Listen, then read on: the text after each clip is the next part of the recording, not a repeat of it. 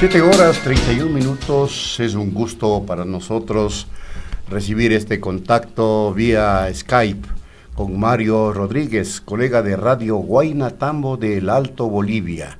Todo el mundo conoce, Latinoamérica está preocupada sobre la situación política, la situación social, el estado de represión que vive en estos momentos el hermano país boliviano.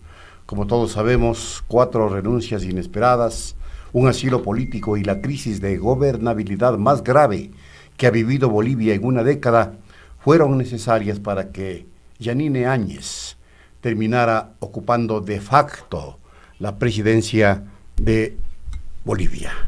Así las cosas, en un estado sumamente grave, queremos dialogar en directo con nuestro invitado, Mario Rodríguez. ¿Qué tal, Mario? Desde Quito, Ecuador, te saludamos cordialmente. ¿Qué tal? Hola a la gente de Quito, de Ecuador. Un abrazo desde el Alto La Paz, Bolivia. Bueno, te pedimos, por favor, que nos hagas un relato y una suerte de cronología respecto de los acontecimientos que vive Bolivia y sobre lo cual, evidentemente, los ecuatorianos estamos muy, pero muy preocupados. Pues mira, para entender un poco lo que está sucediendo en Bolivia, por lo menos en este escenario de lo que llamaríamos postelectoral o este momento de crisis política, hay que remontarse un poco lejos, así que voy a intentar ser súper breve, solo colocar unos hitos. La nueva constitución política del Estado de Bolivia, que define a Bolivia como un Estado plurinacional, con los avances que se produjeron como acuerdo de país, fue promulgada el año 2009. En esa constitución se asume la posibilidad de que alguien podría acceder a la presidencia y a la vicepresidencia por 2 mandatos consecutivos únicamente. El presidente Evo Morales cumplió esos 2 mandatos consecutivos y a la luz del apoyo que tenía el presidente Evo Morales, siempre ganó las elecciones con más del 50%, el mínimo que consiguió fue el 54% de votación en la primera elección. Decidieron en la estrategia del movimiento al socialismo llevar a un referéndum la modificación de ese artículo de la Constitución Política del Estado que modificase la posibilidad de presentarse a más mandatos consecutivamente. Ese proceso de referéndum aconteció el 21 de febrero del año 2016. En ese referéndum hubo una serie de hechos de guerra sucia, etcétera, que no voy a entrar en ese detalle, pero finalmente el resultado de ese referéndum generó que la población, por estrecho margen, menos de 2 puntos, votase en contra de la modificación a ese artículo de la Constitución. Por tanto, cerró una barrera para que Evo Morales pudiera volverse a postular. A pesar de ese resultado, el movimiento al socialismo, el partido de Evo Morales, definió un proceso a través de Tribunal Constitucional y otras estrategias para modificar y finalmente acceder a habilitar una repostulación de Evo Morales. Logró hacer eso. La verdad es que hubo una suerte en el imaginario social colectivo, una suerte de un exceso de subordinación de la entidad judicial a el partido de gobierno, al movimiento al socialismo, para lograr esta habilitación. A partir de eso se tejió una estrategia desde los sectores opositores, básicamente alineados hacia la derecha, digamos, del espectro electoral del país, una estrategia bastante sostenida desde el año 2016 para generar un ambiente que invalide cualquier resultado electoral que diera victoria en las nuevas elecciones a Evo Morales y al movimiento al socialismo. Cuando llegaron las elecciones el 20 de octubre de este año, se venía ya con una estrategia acumulativa que generase en el espectro social, como te decía, esta suerte de invalidación de cualquier resultado que diera victoria a Evo Morales. Se produjo las elecciones y aparecieron varios indicios, mecanismos, un mal trabajo del Tribunal Supremo Electoral, indicios, pero hasta ahora no hay ninguna comprobación tajante del asunto, pero indicios de manipulación del voto, que no colocaban en cuestionamiento, esto creo que también es importante decirlo, que no colocaban en cuestionamiento la victoria de Evo Morales en primera vuelta. Lo que colocaban en cuestionamiento era si su victoria era suficientemente amplia como para ganar las elecciones en primera vuelta o la necesidad de ir a una segunda vuelta. Entonces, al día siguiente ya del proceso electoral del 20 de octubre se empezó a generar una movilización en el país, articulada por todos los sectores opositores, varias plataformas que aquí se denominan plataformas ciudadanas 21F, en referencia a ese referéndum del 21 de febrero, que rechazó las modificaciones a la Constitución, y rápidamente se posicionó el tema del fraude electoral como elemento central. La primera consigna de estas movilizaciones, que empezaron el 20 de octubre, eran segunda vuelta. Y después, en el proceso, a la primera semana ya de la movilización, la consigna varió a la anulación total de las elecciones, más la renuncia del entonces presidente Evo Morales. Esas movilizaciones, que tuvieron cobertura en todo el país, pero no significaron movilización de toda la población, alinearon básicamente a sectores de clase media, de sectores altos, luego se fueron sumando sectores populares, algunas organizaciones antes aliadas al movimiento al socialismo.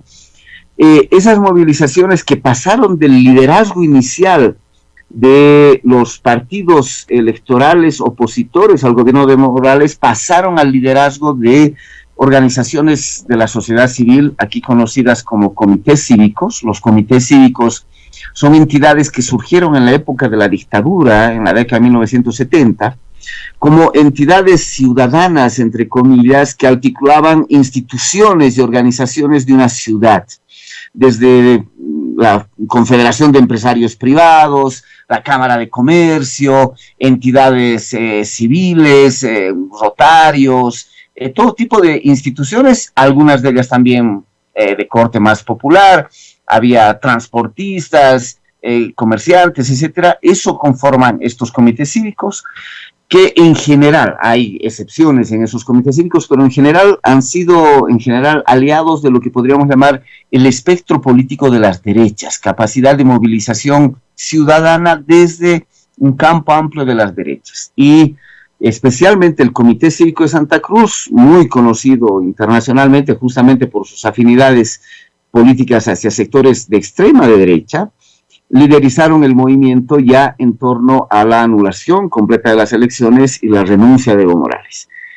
En la tercera semana de la movilización, porque esa movilización duró 3 semanas, en la tercera semana de la movilización hubo 2 giros fundamentales.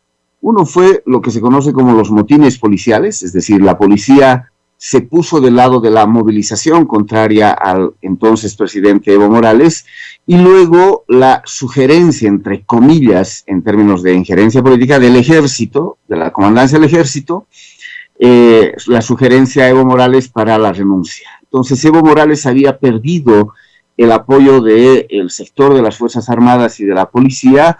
Esto, más la movilización general producida y una suerte de presencia y presión internacional en torno a la noción del fraude electoral, que se consolidó con el informe de la Organización de Estados Americanos, que hasta ahora no emite un informe final demostrando en detalle cómo habría acontecido el fraude, pero jugó un rol político fundamental la Organización de Estados Americanos. Arrinconó al por entonces presidente Evo Morales, y el domingo 10 de noviembre, 3 semanas exactamente después de las elecciones, se produce la renuncia de Evo Morales y de Álvaro García. Y luego una cadena de renuncias que ya empezaron los días anteriores, 2, 3 días antes de esta renuncia. Hay 2 días de vacío de poder en el país. Se maneja una estrategia muy fuerte en términos de medios de comunicación y redes digitales que actuaron muy fuerte durante todo este proceso. Hay una estructura planificada desde los grupos por entonces opositores al gobierno de Evo Morales. Se genera una suerte de pánico social cargando sobre la idea de que actores ligados al movimiento al socialismo, especialmente sectores sociales ligados a la ciudad del Alto, o sectores sociales ligados al trópico cochabambino, dos bastiones fundamentales electorales y sociales y de movilización cercanas a Evo Morales y al movimiento al socialismo, de que desde ahí estarían saliendo hordas de vándalos, de saqueos, de violencia, una cosa que no sucedió, ¿no? o sucedió de manera muy aislada, y se genera una suerte de pánico. Y en ese escenario se produce una, sin haberse instalado la Asamblea Legislativa, sin tener el quórum necesario para ver la sucesión constitucional, hay una autoproclamación a la presidencia de Yanine Áñez. Áñez es representante de un partido nacido en Santa Cruz, ligado a las expresiones más de derecha y sectores oligárquicos, que se conocen en Bolivia como los demócratas, en esta zona de Santa Cruz, muy ligados al Comité Cívico de Santa Cruz. Ella es elegida presidenta transitoria del país con la tarea de generar un gobierno transitorio y la tarea central de convocar a nuevas elecciones. Eso ocurre 2 días después de la renuncia de Evo Morales, es decir, el martes 12 se posesiona de esta manera no constitucional a la señora Áñez en la presidencia del país. Lo que viene después son 2 semanas de una alta represión desde el Estado.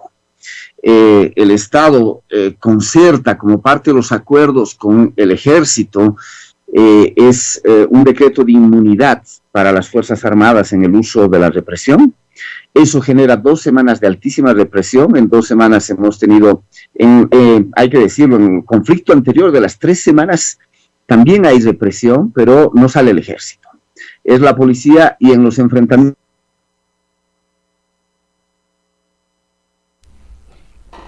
Aló, bueno, parece que tuvimos un corte ahí de este resumen interesantísimo y muy importante que está haciendo Mario Rodríguez de Radio Guayna de Tambo Alto de Bolivia sobre la situación. Continuamos escuchándote, Mario.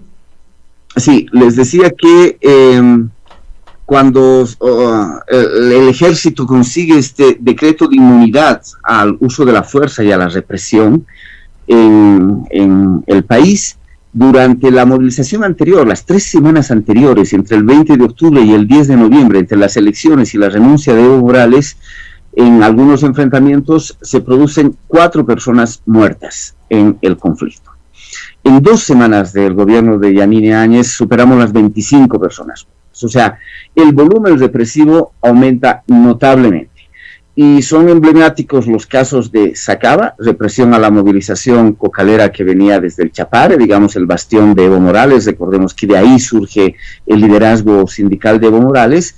Y en Sencata, en la ciudad del Alto, el pasado martes, donde hay 9 personas asesinadas y fallecidas. Lo que hemos vivido en el país a partir de eso es un profundo cerco mediático y una distorsión muy potente de las culpabilidades. Se culpabiliza a la ciudad de El Alto, a la gente de Sencata, de intentar hacer un atentado terrorista, haciendo explotar los reservorios de combustible que están ahí justamente en la zona de Sencata, donde está la planta engarrafadora de gas licuado y está las reservas de combustible de administración de la empresa del Estado boliviano. Y claro, esta es una mirada absolutamente mentirosa. O sea, un atentado ahí lo que haría es suicidarse al barrio entero. O sea, la gente se suicidaría, sus casas, su familia, etcétera. Pero se instaló socialmente y hemos vivido en términos sociales, y esto es lo más duro, una suerte de aceptación social, especialmente de sectores de clase media para arriba, del uso de la violencia. Es decir, una aceptación de la militarización del espacio en Bolivia, del uso excesivo de la fuerza, inclusive saludando la represión. Ese proceso altamente represivo tuvo su escenario más irrespetuoso, digamos, no el más violento, pero sí el más irrespetuoso, el día jueves de la pasada semana, cuando una marcha que bajó desde la ciudad del Alto a La Paz llevaba gente desde Sencata, desde los 14 distritos del Alto, varias gentes de provincias, sectores campesinos de otros departamentos que llevaron. Fue una marcha realmente multitudinaria, miles y miles de personas, que llevaban los féretros de las personas asesinadas en Sencata el pasado martes, y terminó con una brutal represión planificada, o sea, una dispersión planificada. Ahí no utilizaron balas, eso lo tengo que decir, lo hicieron solo con gases lacrimógenos, pero dispersaron la marcha con una violencia muy fuerte, y digamos fue la demostración de que el gobierno de transición optó por una salida represiva para bajar las movilizaciones de resistencia a la posesión del gobierno de Áñez. Lo que ha pasado después es la gente en Sencata, en Sacaba, curando un poco las heridas, enterrando a sus difuntos, en otros puntos del país también, porque no solo ocurrieron ahí muertes, pero digamos los otros casos son 1 o 2 personas, los más sonados son los de Sacaba y en Cochabamba y Sencata en el Alto.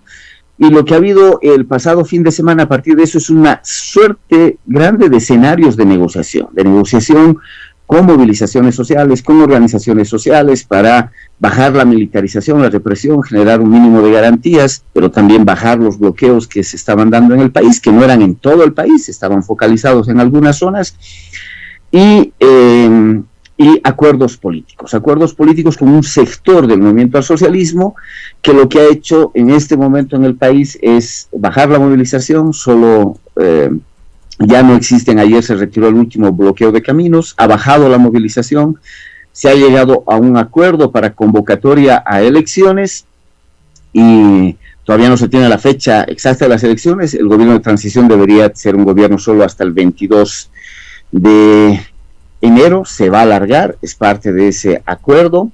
Y lo que tenemos es, un poco para cerrar esta mirada general, un gobierno que en la perspectiva, independientemente de la discusión de su legalidad o no de ese gobierno, está ejerciendo de gobierno hoy, y un gobierno que de transición debería tener como única tarea la convocatoria de elecciones y la administración del aparato del Estado, es decir, que el aparato del Estado no se pare. Es un gobierno que está ejerciendo gobierno, es decir, está generando política, está tomando decisiones en el plano económico, en el plano minero, en el plano de la salud.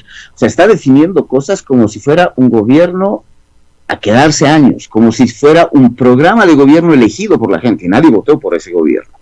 Este gobierno, en su gabinete ministerial, está conformado básicamente por gente de esta tendencia política llamada demócratas, que a las elecciones del 20 de octubre asistieron con la sigla Bolivia dice no, en una alianza con otras organizaciones, y obtuvieron el 4º lugar de la votación con el 4% de los votos. Es decir, recibieron el 4% de los votos el 20 de octubre y hoy gobiernan el país. Una parte es de este sector de los llamados demócratas, y otra parte son gente puesta por los dirigentes cívicos, básicamente del Comité Cívico de Santa Cruz y del Comité Cívico de Potosí, otro de los comités cívicos fundamentales en todo este proceso, ¿no? Y en la oposición al gobierno de Evo Morales.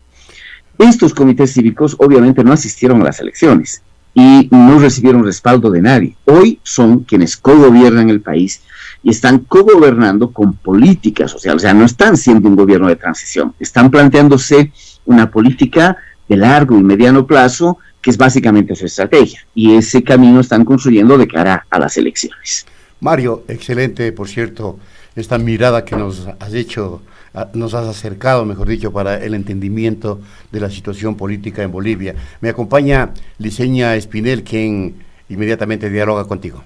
Hola Mario, buenos días. Esta situación que vive Bolivia no significa solo un vuelco en la política, sino también en el tema internacional, con un gobierno autoproclamado que ha desconocido la relación con Venezuela, pero que ha tratado de fortalecer los lazos con Estados Unidos, al punto que ayer ha sido designado un representante del gobierno venezolano como embajador ante los Estados Unidos después de 11 años. ¿Qué significa esto para Bolivia ahora? Sin duda, ha sido de las medidas primeras, además, simbólicamente y políticamente fundamental. O sea, el primer día del ejercicio de gobierno de la señora Áñez, rompió relaciones con Maduro, dio un plazo a los personeros de la embajada venezolana para retirarse del país y dijo que reconocería credenciales a embajadores o embajadoras del señor Guaidó. Creo que hay un tema de fondo. Bueno, ayer, como decías, ha nombrado embajador, restituyendo relaciones con Estados Unidos. Recordemos que desde hace no recuerdo exactamente, el 2008, 2009, se rompió relaciones con los Estados Unidos en Bolivia, el año 2008 exactamente, y no volvimos a restituir embajadores en esos dos países. Claramente es una señal de su alineamiento de este gobierno y también su alineamiento en temas de política internacional. Salió inmediatamente del ALBA, ha planteado la salida de UNASUR para terminar de liquidar ese espacio de articulación muy importante que hubo durante años en Bolivia, digo, en el continente, y su proximidad, suponemos, al grupo llamado Grupo de Lima. Pero hay un dato entre medio que me parece también importante mirarlo, porque creo que es importante mirar la complejidad. A los 2 días aproximadamente de la toma de posesión de la señora Áñez como presidenta del país, Rusia, que se suponía un aliado en la composición internacional del gobierno de Evo Morales, reconoce el gobierno de la señora Áñez, ¿no? A los 2 días de la toma de posesión.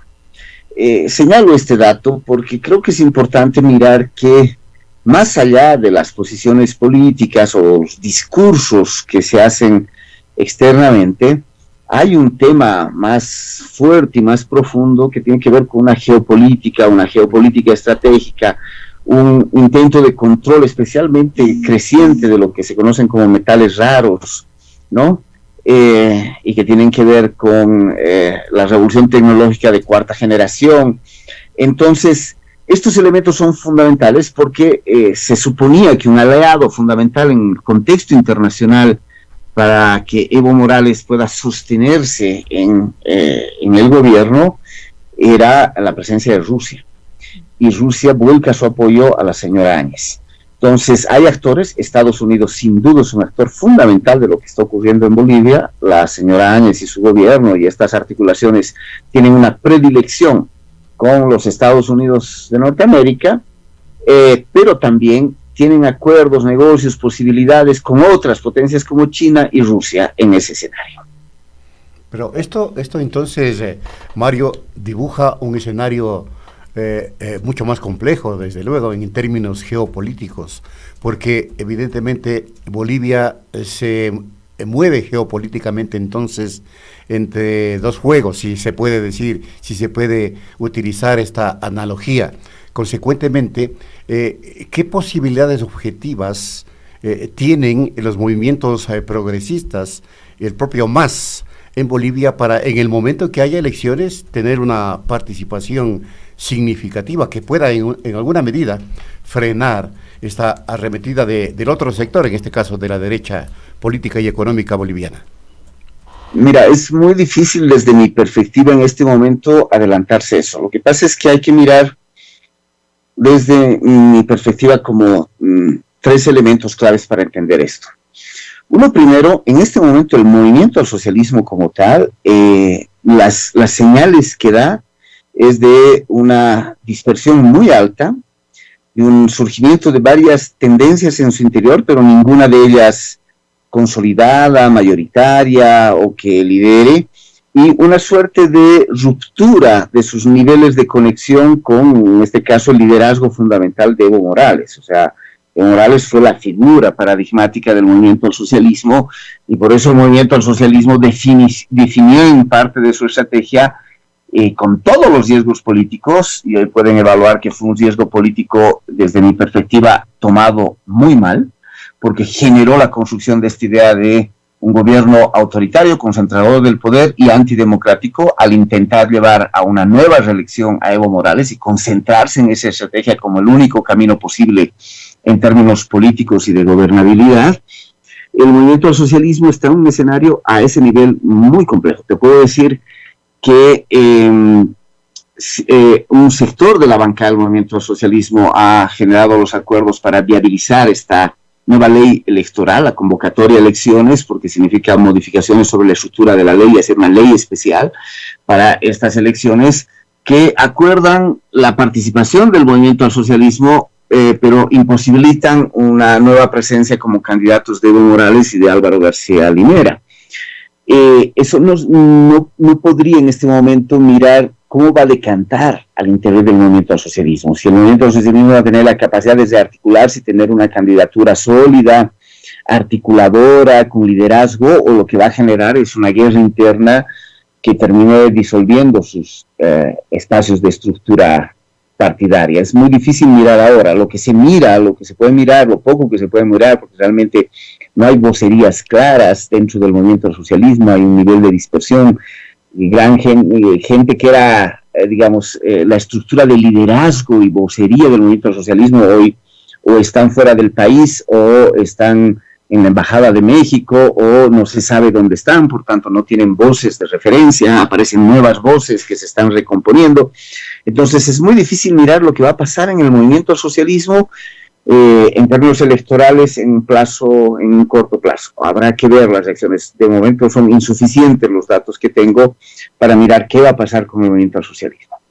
Lo otro que creo que es importante es que la movilización social de este tiempo, y esto creo que es importante visibilizarlo, ha sido una movilización, la movilización post renuncia de Evo Morales, la movilización de los sectores sociales populares en rechazo al gobierno de Áñez, a la represión, ha sido una movilización que desborda las estructuras del movimiento al socialismo. No ha respondido al mando del movimiento al socialismo. Es más, en ciudades como la que yo puedo estar más de cerca, conozco, es de donde me muevo, es de donde estoy hablando, que es la ciudad del Alto, ha habido un rechazo a los niveles de dirigencia de las estructuras organizativas más ligadas al movimiento al socialismo, la Federación de Juntas Vecinales, ¿no?, las asociaciones de vecinos, en sectores también campesinos, y ha habido una vuelta a la estructura asamblearia, a la estructura de la decisión colectiva. O sea, la respuesta de esta movilización no fue la respuesta a un mandato, o sea, una organización que les diga, hoy salimos a bloquear. No hubo esta respuesta, la respuesta fue más lenta, porque se pasó a una respuesta de corte más comunitario, más asambleario, más de debate, de consensos, de acuerdos colectivos.